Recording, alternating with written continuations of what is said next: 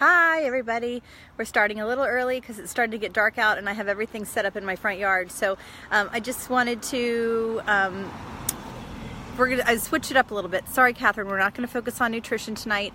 Instead, we are going to be talking a little bit about nutrition. I see a lot of you have been wanting to go from bike to run, so I figured we'd go ahead and talk about transition tonight. Excuse me one second. What? You said nutrition. Okay, all right. Apparently I'm confusing transition and nutrition. Thank you, 12-year-old, for correcting me in the middle of Facebook Live. Okay, so here we go. We're going to get started, and no more nutrition talk for the moment. We're going to focus solely on transition and go from there. So what is transition? Transition is, I'm going to hand the phone off. There you go. You just got a video. Transition is where you go and put your stuff in between legs of the race. So when you finish your swim, you dump your goggles and your swim cap in your transition area where your bike is racked, and you pick up your bike stuff and off you go with your bike. When you come back off the bike, you drop your bike off, you switch shoes if you need to, and you pick up your run stuff and you head on out for the run. So that's basically what transition area is. There are racks that you hang your bike, and I will go over a little bit more of this on Sunday. But I wanted to talk to you about this tonight because I'm asking you on Sunday to go ahead and bring all of your gear for transition, anything that you might have, and I'm going to walk you through that right now. I will post a transition list a little bit later this evening, and if you don't have everything at the moment, it's not a big deal, but I just want you to kind of be looking out for things, and then maybe you can ask around if there are some things that you might not have that you can borrow from somebody else. So let's go through. Reagan, if you can come on over, if you can show the bike area here. So I've got my bike set up. If this is not an actual rack, this is just a standing rack. Some races have these. The Rev races have racks where your bike is standing like this. But in most races, your bike is going to be hanging by the seat post in that kind of fashion. So, but for this, for all intents and purposes, coming out of the road, we're just having a standing. Come on, you're good. Okay, great, thanks.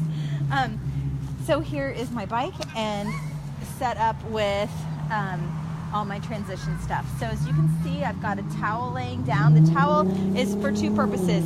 It marks your own little personal space. So it's really polite only to take up about a quarter width of the towel.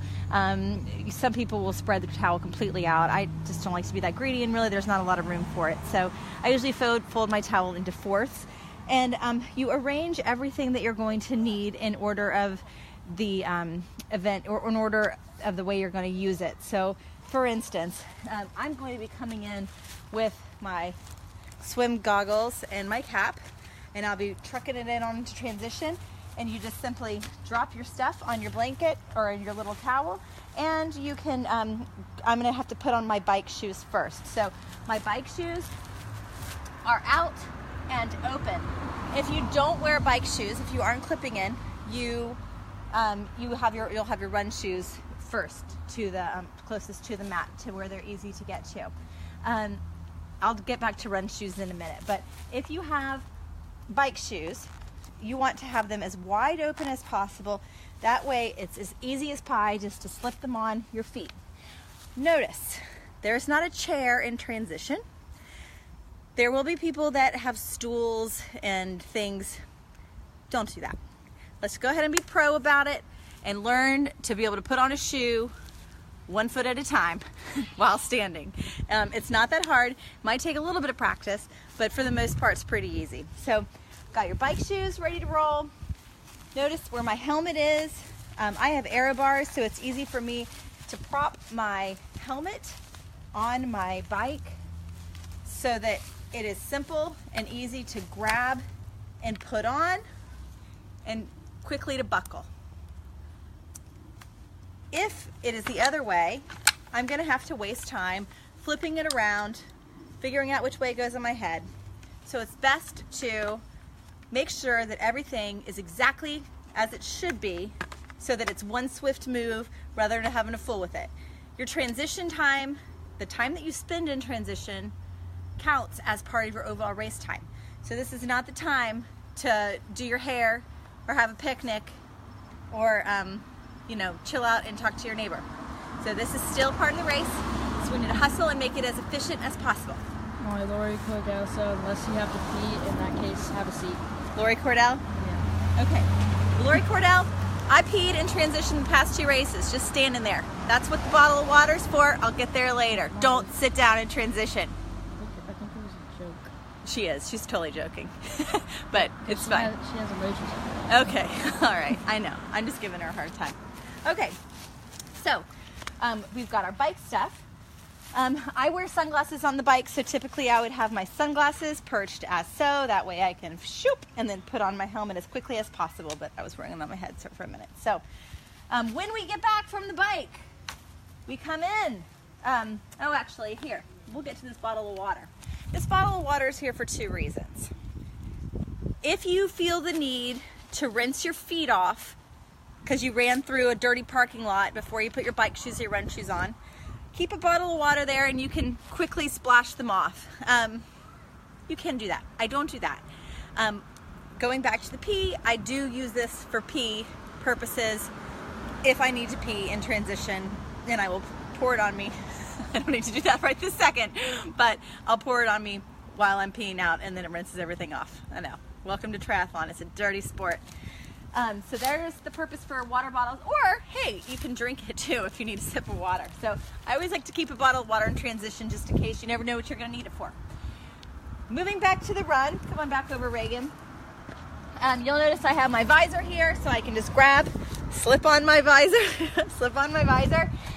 And this little handy dandy tool is for your, Reagan, stop, is for your bib. So you want to have it so that you can put it on as quickly as possible, ready to roll, and then turn it around so that your bib shows in the front. You do not have to wear your bib on the bike. You only have to wear it on the run, but it has to be showing in the front. I don't have a bib attached to that right now, but there are these neat little handy dandy things that you can just slip through the holes and go with it. If you need one of these, I have plenty to loan. And I'm sure there are plenty of people that can loan you one if you don't want to go out and purchase, but they're usually run about $5 to $10 at any running store. So if you want to go ahead and purchase your own, feel free. If not, we can loan you some. So that's your race belt. That's part of your run. Shoes. Some of you are not, what are you laughing at? Nothing. Some of you are wearing shoes on the bike, and that's great. You want to have them wide open so you can throw your foot in as quickly as possible. Again, standing. Let's do this like pros. Put your shoes on standing. I choose not to wear socks. Other people wear socks. I didn't bring socks out here, but I will demonstrate that on Sunday, the quickest way to put on socks. Okay? Tying your shoelaces can be an issue when you're tired and your heart rate's going 1,000 miles an hour.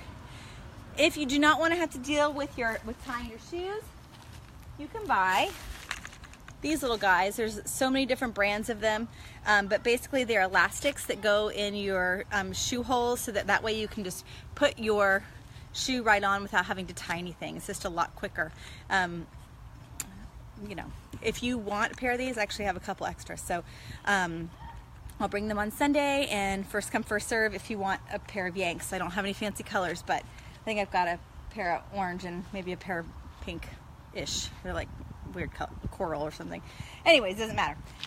So Yanks work for shoes, but basically the key is to get in and out of transition as quick as possible. One last thing I keep in nutrition is a goo. Going back to nutrition through transition. Did I say it correctly that time? I think so. Okay, good. For a sprint try, such as the one you guys are doing, you will probably be out there. I think the girls that are super fast will probably finish in around an hour.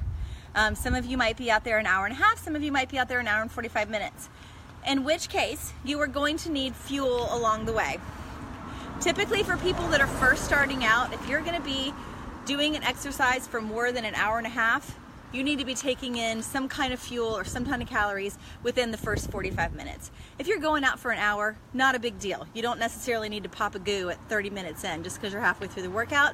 But if you know you're going to be out there for another 45 minutes after the first 45 minutes, should probably go ahead and take something. These are little goop packs. They're 100 calories. You're going to want to go ahead and start experimenting with these if you think you're going to be out on that course for a little longer than an hour and a half, or even, you know, an hour and 20 minutes, an hour 30 minutes. Go ahead and start experimenting with these because they can mess with your stomach a little bit. What is that? Nothing. Are you playing a game? No. Okay, what was it? It was like a special thing. Okay, don't touch it. All right, so that 12-year-olds and phones not work. Okay, so that's the end of my nutrition they gave talk. you sunglasses. We can. You guys are jerks. It's getting dark out here, and you guys are now making fun of me and mocking me in the middle of my Facebook Live. So, if you have any further questions, thank you for entertaining my son. If you have any further questions, I think I did that. Oh, great. Okay. I saw a little thing with sunglasses and I tapped Oh on God. it. Okay. If you have any more questions about transition, please post up and I'll try to answer them. I will post the address of where we're meeting on Sunday, and as some of you are riding tomorrow, but for those that are showing up on Sunday, please bring everything that you need or that you have so far. Bring a little towel, bring your sunglasses, bring your visor, bring your run shoes. We will be running afterwards on Sunday for 10 minutes just to get used to what it feels like running off of the bike. And we'll also be practicing a little transition work, racking and re-racking our bikes, because I'll have the transition racks out there. So you guys will also get some practice. You'll also get some practice setting up your own transition spots. So bring all your stuff, and we'll go over it a little bit later, but I wanted to go ahead and give you a tutorial for those that are not going to be there on Sunday. And if you have any questions, let me know. But until then, be safe this weekend, and I will see you at 6:30 on Sunday morning at the Nocatee Welcome Center. All right, take care. Why don't I show you what I did? Yeah. Did you post it? So, around, and then I did this, and then I went over here and I done this.